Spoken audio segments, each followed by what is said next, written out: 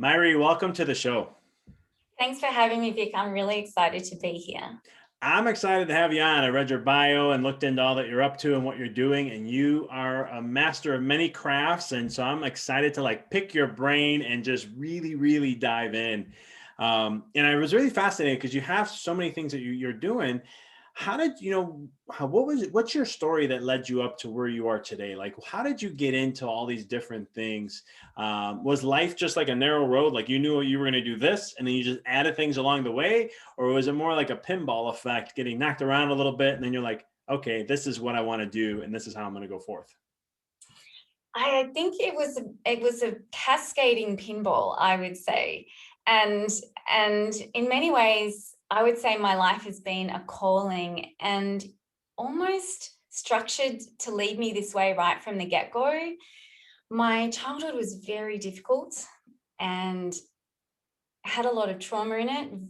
From very early on, my father had a acquired brain injury and rapidly developed schizophrenia, and that threw our entire family into big chaos.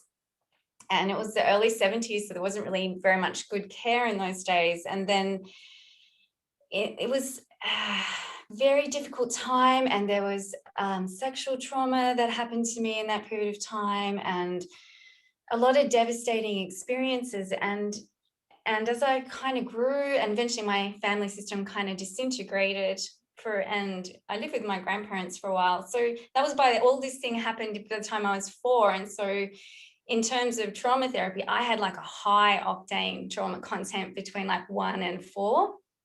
And at the same time, I was living with my grandparents. I was allowed to be pretty much this wild child and be out in nature and climbing trees. And there was something about that counterbalance of this immense freedom that it was started to heal me, even though as a child, your psyche locks everything that happens in a box, right? And puts it in boxes, it somaticizes it in the body, and it says, not now, sweetheart, we'll come back to this in the future when you're ready for it. And in that freedom, I started to have a lot of what might be called shamanic experiences with nature, and a lot of clairvoyant experiences and clairaudient experiences where I could hear and receive a lot of guidance and healing from nature. And I started very early on to see people's auras and energy fields. I could see as a child, I remember once being up in a cypress tree, and I was just hanging out up there, and when I watched someone like walking up the farm path to the house, and I could see that they had this terrible energy on their shoulders that was very moody, and they were in a dark mood. And I even at that age, I was like, why can't they see that this is not their mood, right? That they have picked up an energy that's creating this disturbance in their system. And then when I went to school at around 4 or 5, it started to go underground a bit, but I always had these abilities. And when I left the school system, they started to birth again, and I didn't know what to do with them. I knew in my early 20s at university that even though I was studying an arts degree, I was wondering what I was going to do with these gifts. And it was when was this? It was the early 90s. There was no internet. There was very little way to find out how to navigate becoming whatever these gifts were making me into. In a way, I feel like who I am now has been cultivated by these gifts that have unfolded in me, as well as the way I had to meet my own trauma as I grew.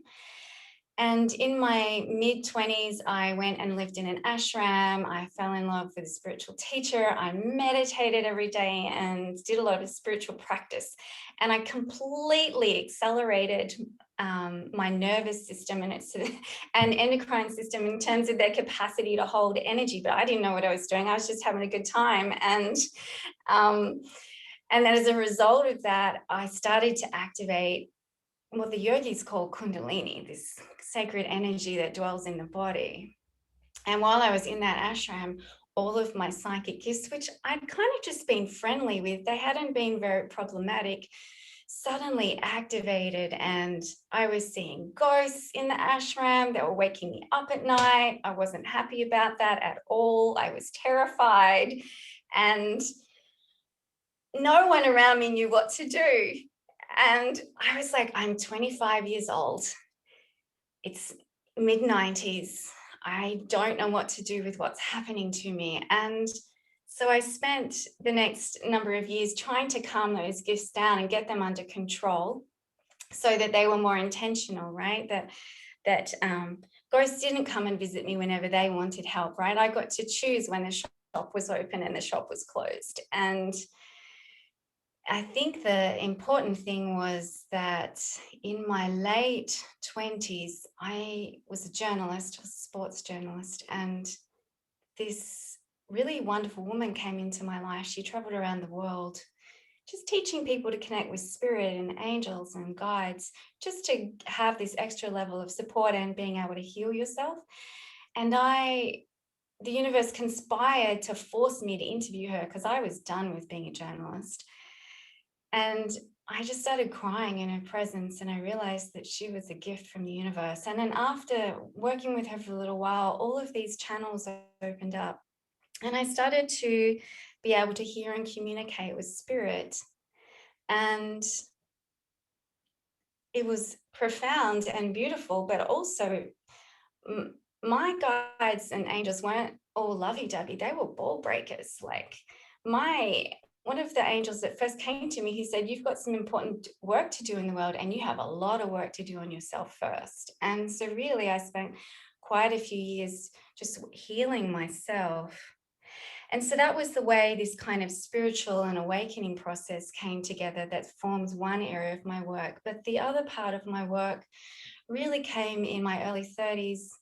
Up until that point in time, most of my trauma was in the trauma boxes in my body. I was probably quite numb, and I started to suspect that I had sexual trauma, but I couldn't remember it. So it just kind of sat there as this unknown.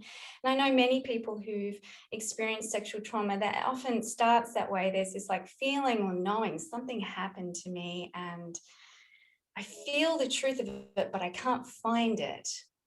And then life conspired to give me exposure to a very shocking event that was just the right potency, that it was like a samurai sword to my Pandora's box, and it hit that treasure trove of trauma. And all of a sudden I remembered, and I remembered a lot of things all at once. It was like pieces were flowing out of that box, memories, feelings, images.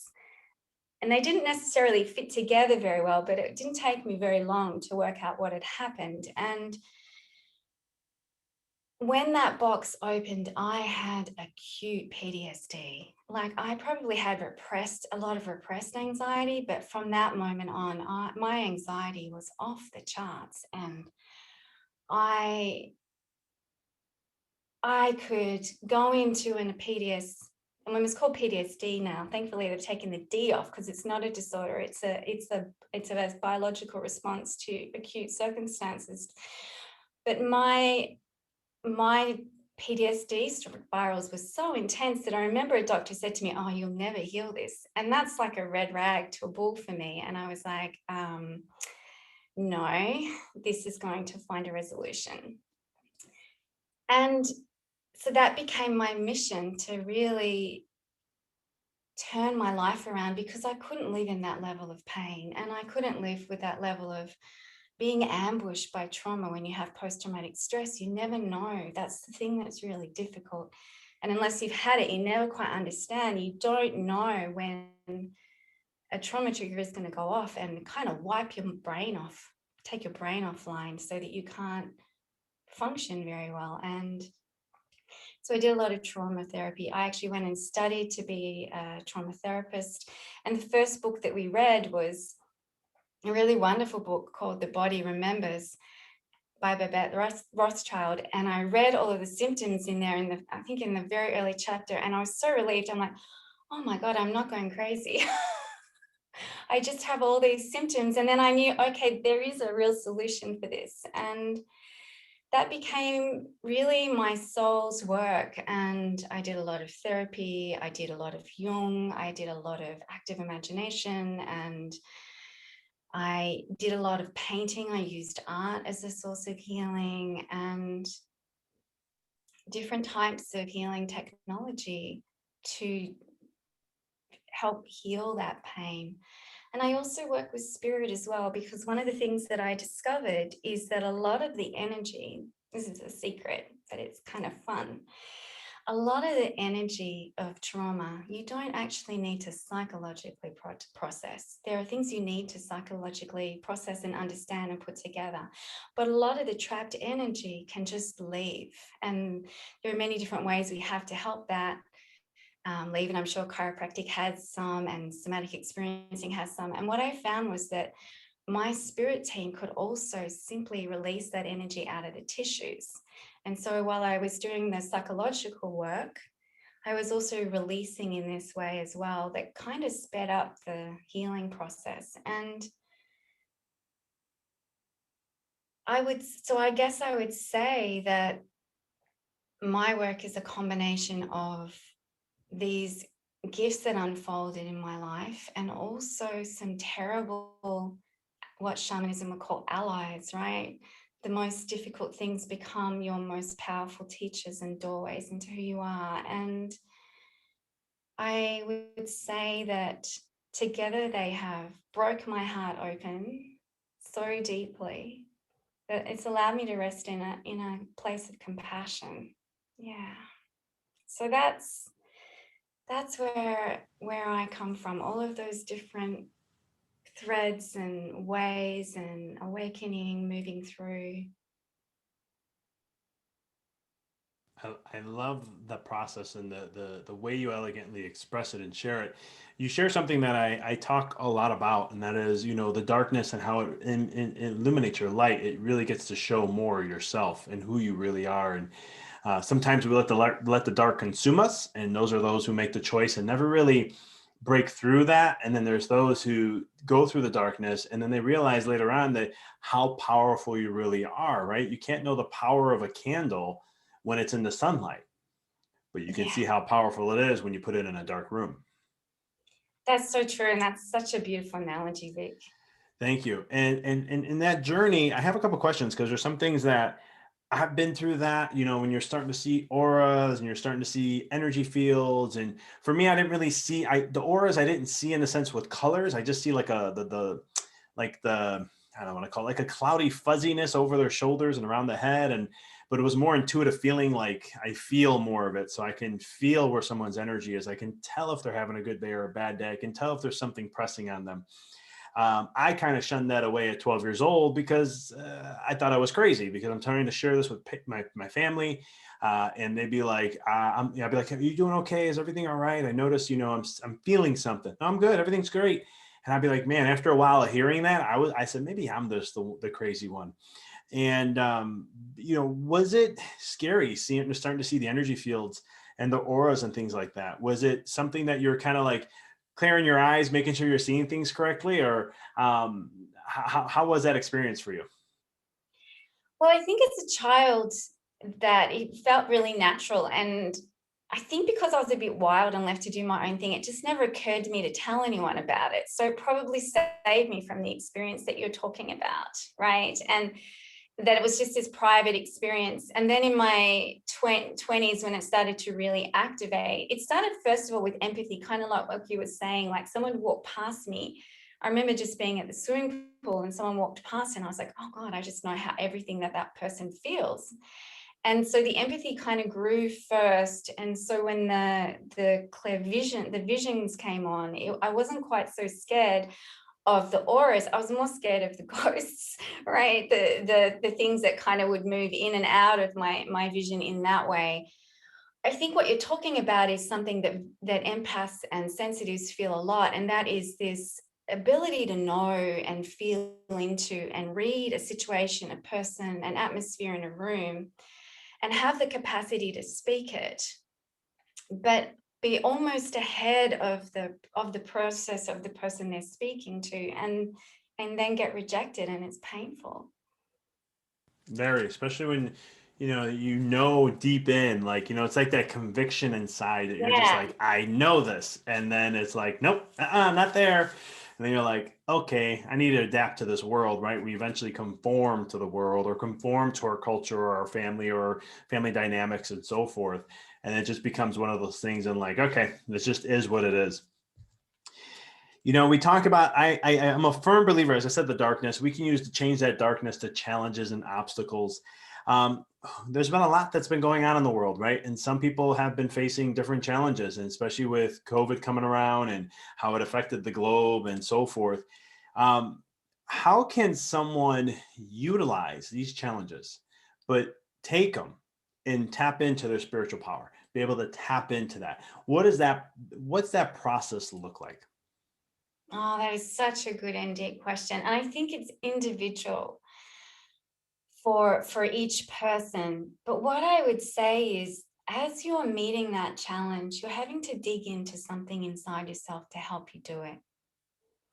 And often we don't investigate that very well. We're too busy dealing with the thing, right? The loss of the job, the financial stress, the illness, the parent that died in COVID, all of the systems that may be oppressing in that way, and we're dealing with them.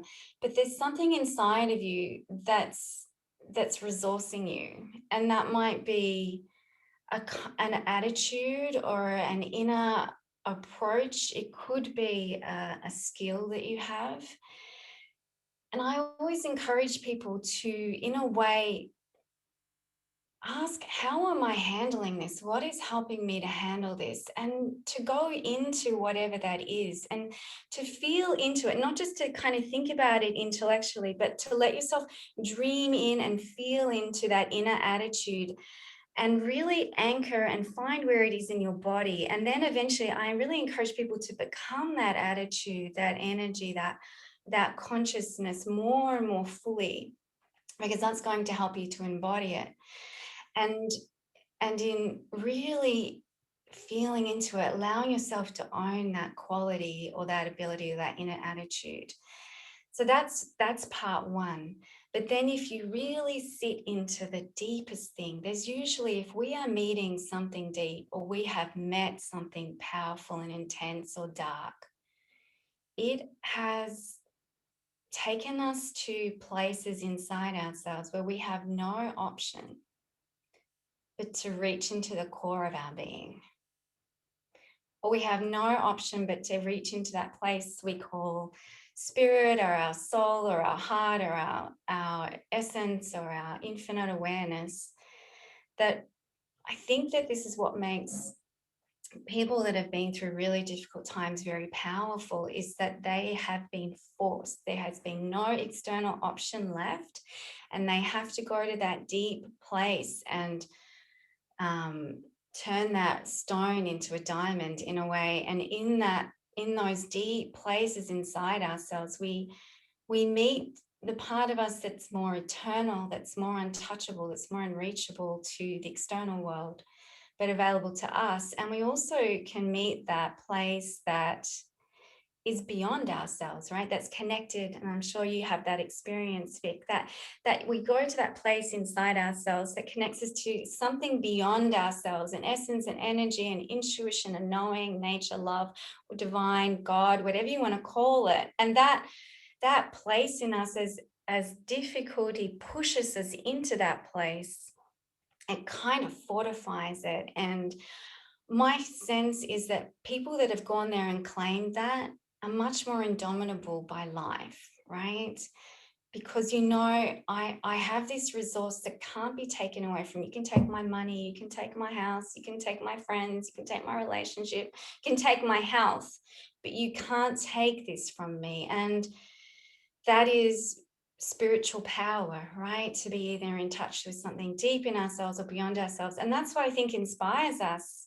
And, this comes through in your podcast, right? You have been here and you have that energy that shines through and so uplifting and positive. And I think, I think of Rosa Parks, I think of Martin Luther King, I think of Nelson Mandela, Eve Ensler, these people that have had to really go to those places, and from that they bring back a gift. And I think we all do. We bring back many gifts from that place.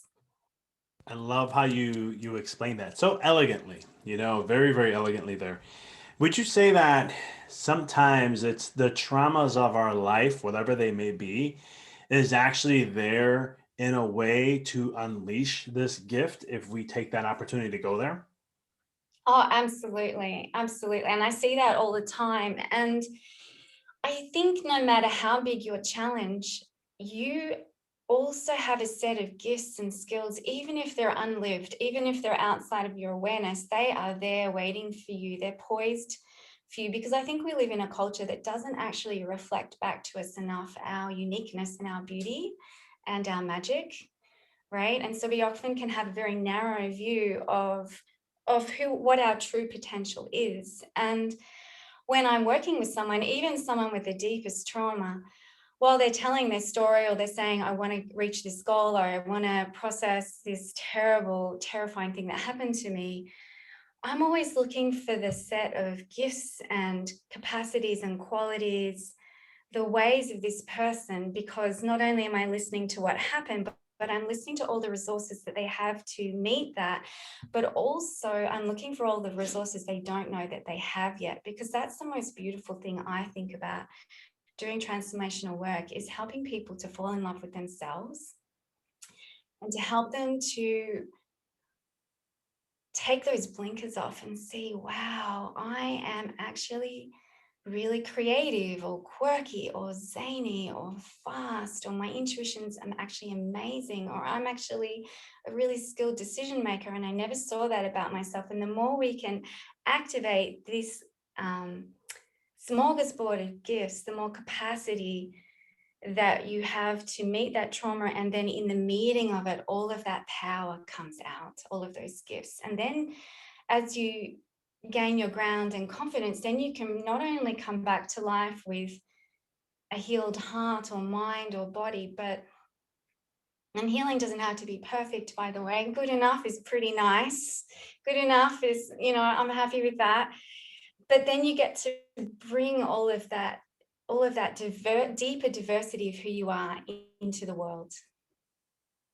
I love that. Yeah, it's amazing when we can tap into that power. I think that brings the more essence of your light to the world, which is really needed, because I firmly believe, based on everything that I've read and studied and a lot of research that I've done, where we look at, what's our purpose, right? What's our why? Why are we here? And I believe there's two reasons, and there could be gazillions of more, but I think we can really sum it to two. And that is, one, you came here for an experience, for your soul's purpose to gain some sort of an experience. And that could be more than one, but it's just at least one. But then I think the other thing is, you came here to help serve. You came to leave something here. And sometimes we get caught up like, oh, this is my legacy and this is what I'm gonna do. And it could be that. But sometimes I also believe it's just your energy. I've always, spirit in the spiritual world, I always say, just you being alive at this time is the blessing enough. And I was always like, a little too small for me. I need more than that. And that was my ego kicking in back in the day. Now I look back and I'm like, no, that there's so much truth behind that. And I don't know if I mean, maybe there's other reasons why we come here, or we're here in this experience, but I think those are like the two that I can, at this time in my life that I've done, I'm like, that's the only two that can sum up, because we're here to gain an experience and we're also here to give, because we want to help humanity evolve and help us to that next level of where we're going to, or whatever that next level is, but to help us in that process. Any thoughts on that? I think that is such a perfect summary. And I entirely agree that we are here to have an experience and we're here to serve. And, the challenges that we have in our life give us, if we work with those challenges, right, and we see them as opportunities, they actually train us to become the kind of service we're going to emanate. And I am completely with you on our presence being the biggest gift. Right? It's our emanation, our presence, our way, the way we just simply be in a situation is often the medicine. When I was studying a lot of the great avatars like Jesus and Buddha and Krishna, you mentioned Martin Luther King or Gandhi, Mother Teresa, I don't know if you ever read the work of Dr. David Hawkins, Power versus Force. Yeah, I love his work. Love Yes. his work, yes. And so it was one of the things where, you talk about this vibration. I call it vibrational frequency, or just the frequency of the individual. I know he doesn't say that. It's conscious, conscious level of where they are. But it's one of the things where we talk about just being the presence, right? And when people or Amma, the lady who just gives hugs and transforms a person's life right there, I believe that's the gift that we kind of talk about. And the more you shared about how, if we can just tap into that power, then all of a sudden you start radiating more of that vibration, which we all have it in us to be that way. I mean, the potential is there. And it's one of the things where just being in that place of your energy can really help transform it. And for the listeners, this is kind of like, if you've ever been around somebody who is very funny, just when you're in their presence, you laugh at almost everything they say just because of the energy of where they are. I love that. Now, the question is then I have for you is, how do we create, we talked a little bit before about the magic. I was sharing my story a little bit. And how is it that, then how do we get to that point to where we can express ourselves? Because I think in the world, I don't know how it is in Australia, but I know humanity has similar characteristics. But I know in America, some things we're seeing more conformity. We're part of more bigger groups, and there's nothing wrong with groups, although I'm not a fan of them. I am part of them, but I'm not of them. So I'm still individual. So in that way, because I never want myself to be muted.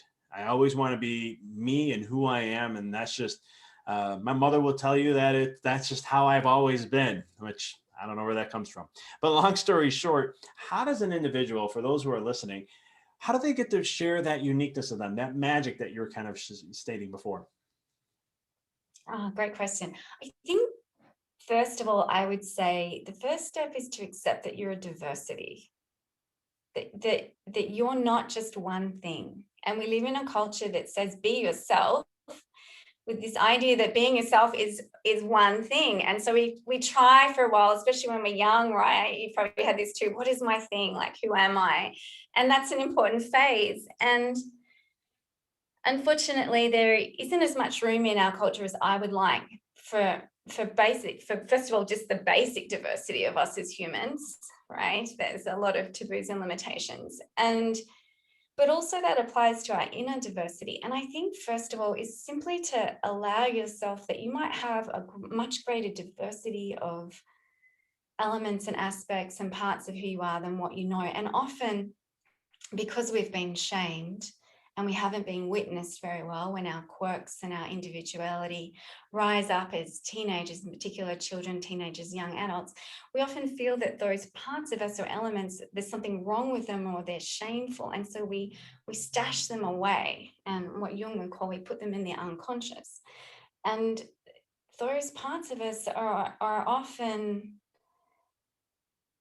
the source of maybe our greatest joy or playfulness or humor or creativity or insightfulness, and yet we've kind of buried them because we've been hurt and rejected around them. And if you open up the door and you simply allow, wow, maybe I'm more diverse than what I am, and then let yourself notice the thing that you normally would push down when it rises up, and see if you can catch it, right? That little flirt of humor, that little flirt of creativity, whatever that is flirting with you, see if you can slow down and catch it and feel it, and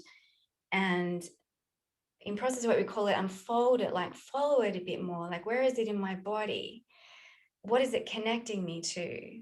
Is there an idea or an image that comes with it? So you're just trying to track it in a way deeper into its nature.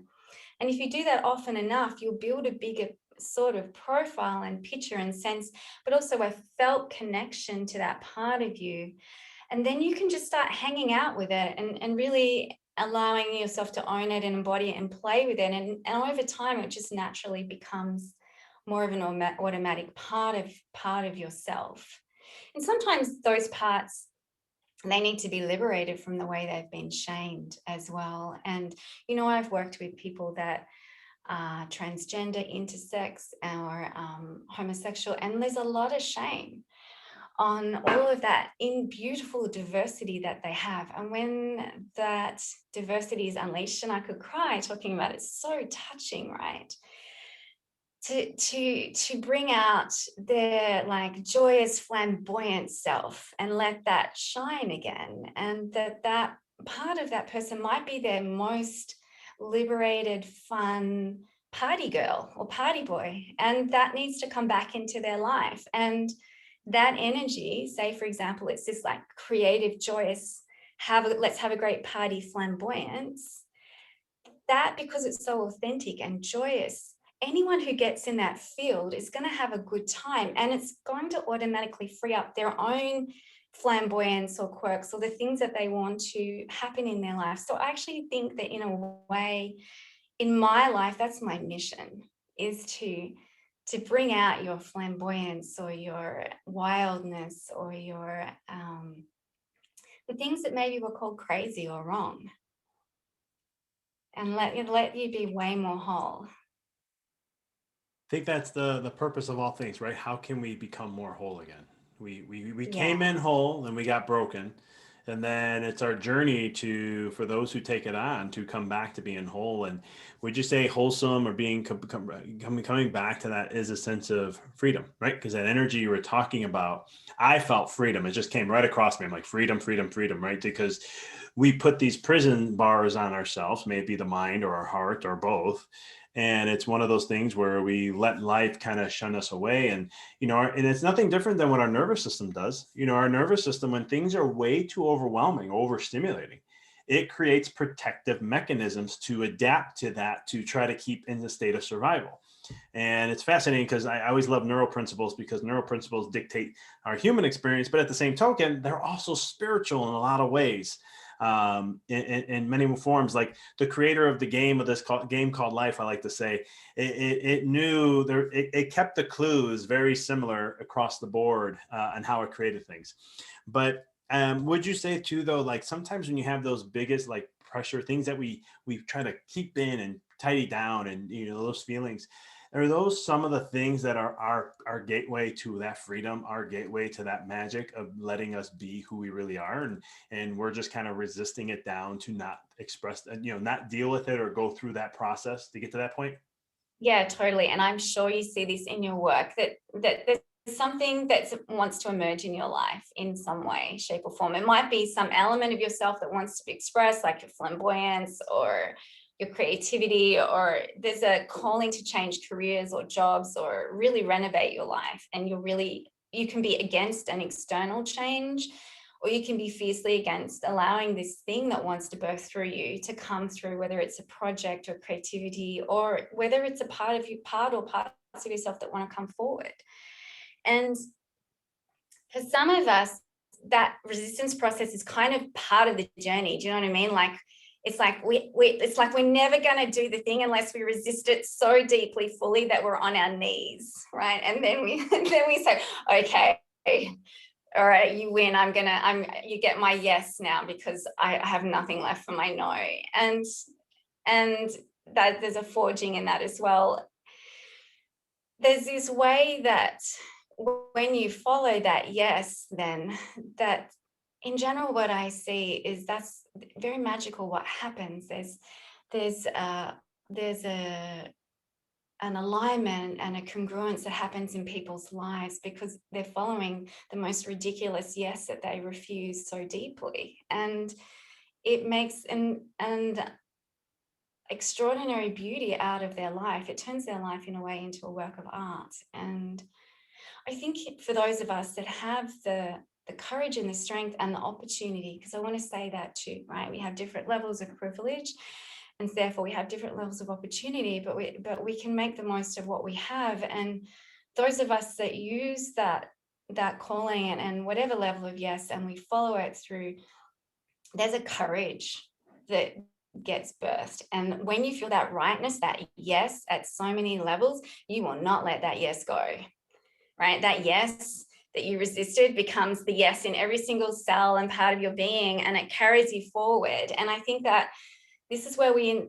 become inspiration for other people, and our courage to be whatever that thing is, renovate our life or business, be flamboyant, wear clothes that are different to your gender,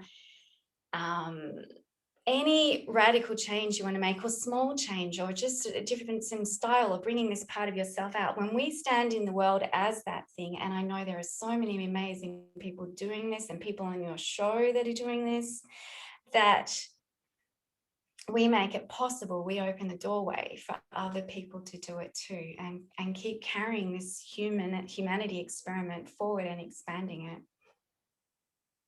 I love that. Yeah, I think it's, that's very well eloquently explained. And it's true. It's like, I think of the quote from Marianne Williamson, and she talks about, when I'm going to butcher this because I don't have it memorized, but it's just the end part is what I remember, is that when we face our fears and we go through that process, we give people the liberation to do the same.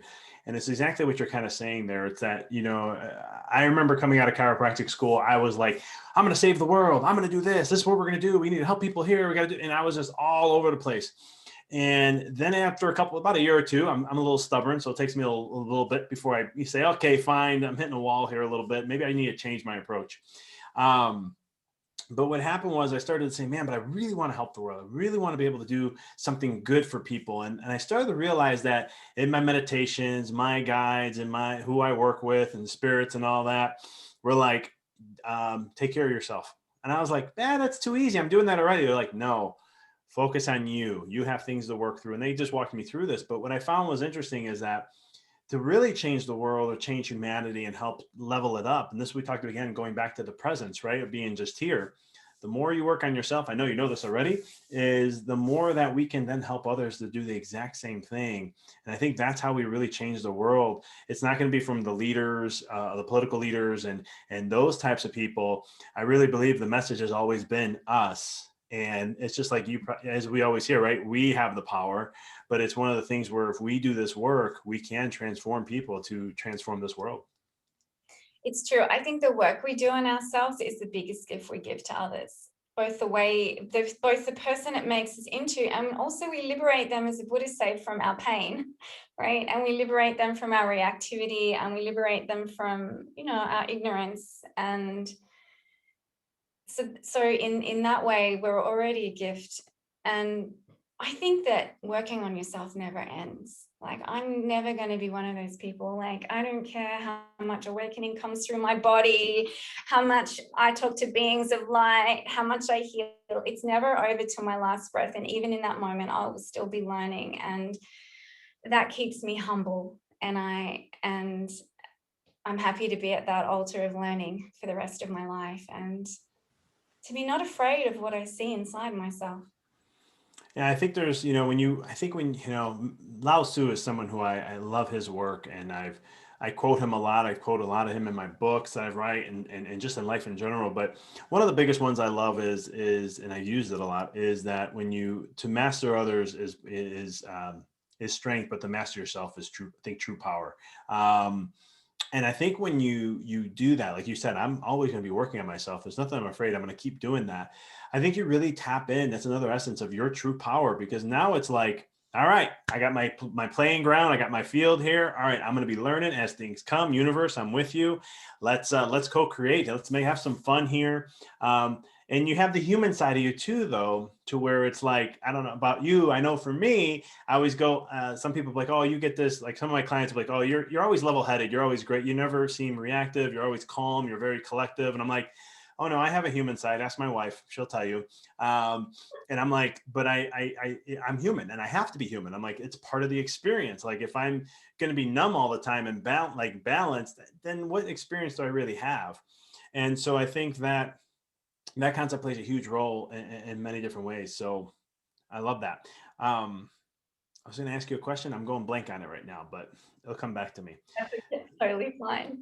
But it's the essence of that, the magic of who we are. And I love how I love this quote: work on yourself is the biggest gift to others. I love how you said that and phrased it. I will definitely quote you on it when I use it. But it's so true, because again, just talking about, liberation and be able to be that freedom. I really believe, though, that it's that essence that if we can take that more of that approach, we can eliminate a lot of things in this world and really work on a lot of that. But constantly being a self-learner, constantly being a self-teacher, because I did a lot of research back in my early 30s. I did some things that got me, I had a fearful of death. I don't know why. It was coming up. It was very strong. It was kind of consuming me. I would go to bed at night and I would die in a sense. I would go through the experience and I was like, I don't like that. Nope. How do I prevent this? But as I went through the studies, I learned one thing, and it taught me a lesson, that exactly what you're talking about.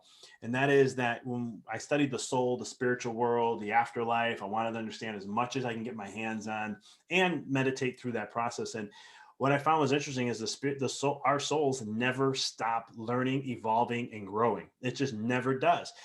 When God, who prime director, whoever you want to call it, all that is, when we were created, there was a little something instilled us that said, you will always be continually wanting to learn. It's just part of the journey.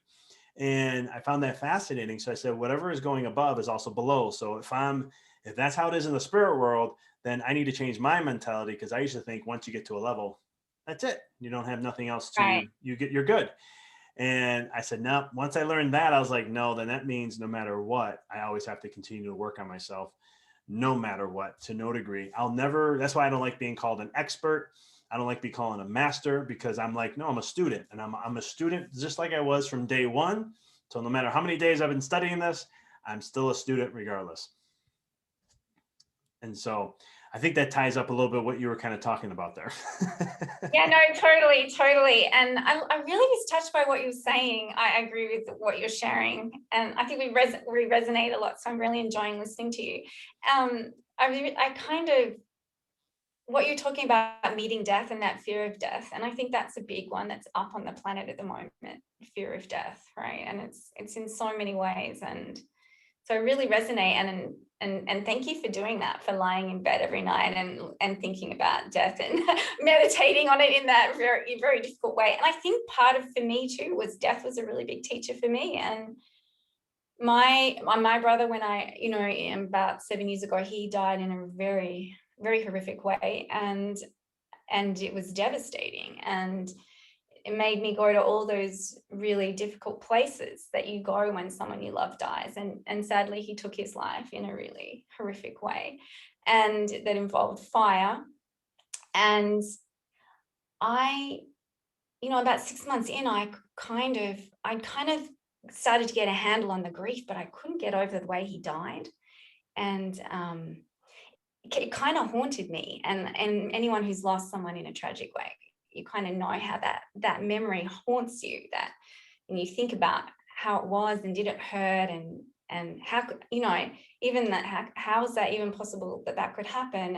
And I remember having this 30-minute session with this mentor. He's kind of a genius, and the only time I ever met him in this way. And I'd met him in trainings, and he kind of tested me out, and he could go, oh, she's got some strength, she can do this. And he just said to me, I said, I'm haunted by it. And he said, I think you need to die like he died. And I was like, that's a big thing to say to someone, right? But I knew he was right. So I lay down on the floor of my living room, because I was on the phone to him, and I just imagined myself on fire and burning and dying and burning and dying and burning and dying. And at some point in time, he said to me, what's happening? And I said, it feels like all my personal history is burning, which is a great thing to burn.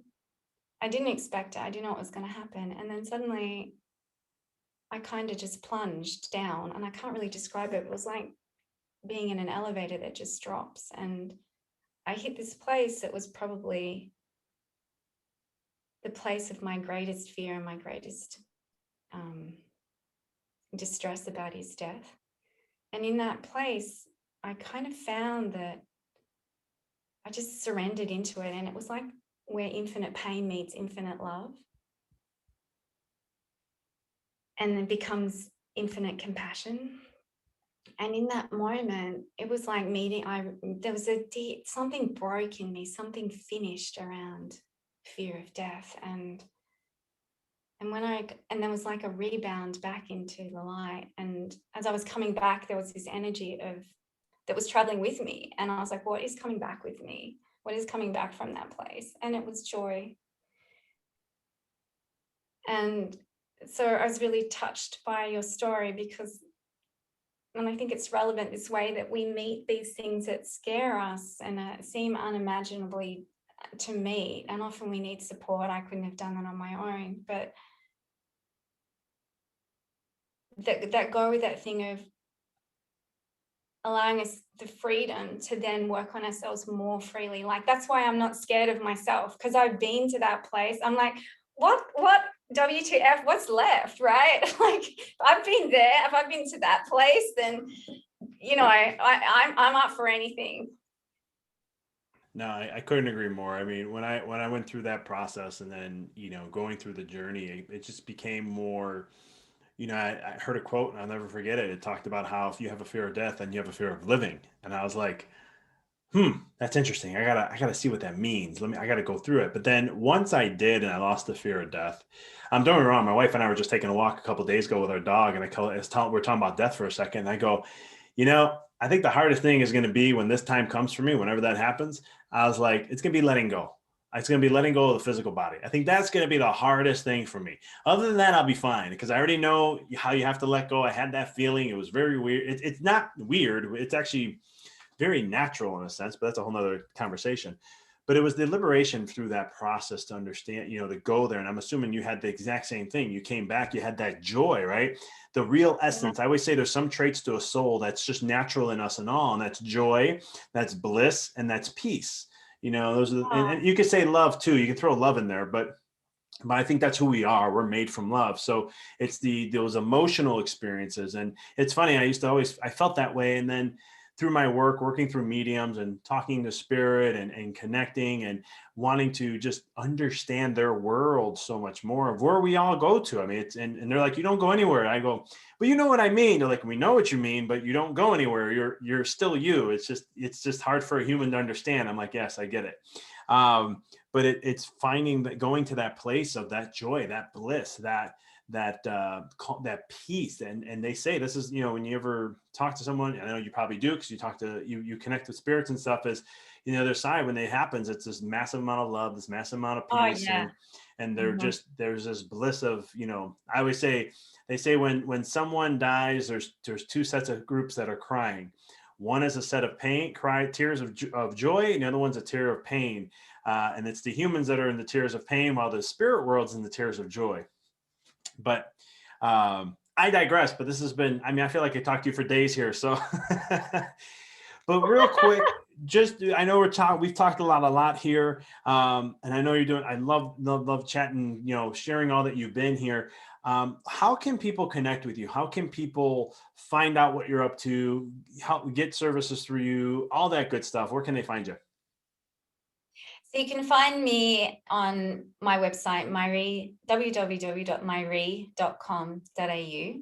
And I'm on Instagram and Facebook as Myree Morsi, or Myree Morsi Official on Facebook. It's my Facebook page. And I also do monthly masterclasses where I share about wisdom on different topics. And my next one coming up on May 1st is around flourishing on your growing edges and being able to love your edges, right? And building this skill set, this toolkit that you can have. I'm on an edge of change. These are my resources. How do I need to meet it?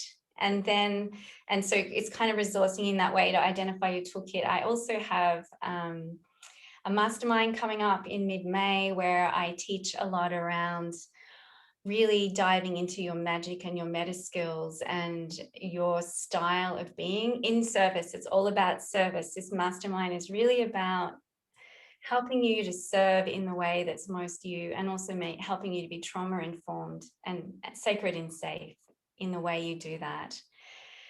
I always respond to all my comments on social media. That's me. If you comment there, I reply. I like that. I love connection. I love relationship. I also support people going through all sorts of wild Kundalini and awakening experiences as well. So that is my offering to the world, and it's always changing. I love that. For all the listeners, I'll have that all in the show notes to find, connect, and so much more. Myree, this was awesome. I enjoyed chatting with you. Kindred spirits, I must say. This was a lot of fun. I appreciate the work you're doing. You're really helping liberate others in what you do by shining that wonderful light of yours to others. So keep shining bright and continue doing what you're doing. Thank you so much, Vic. Thanks for having me on your wonderful show. My pleasure.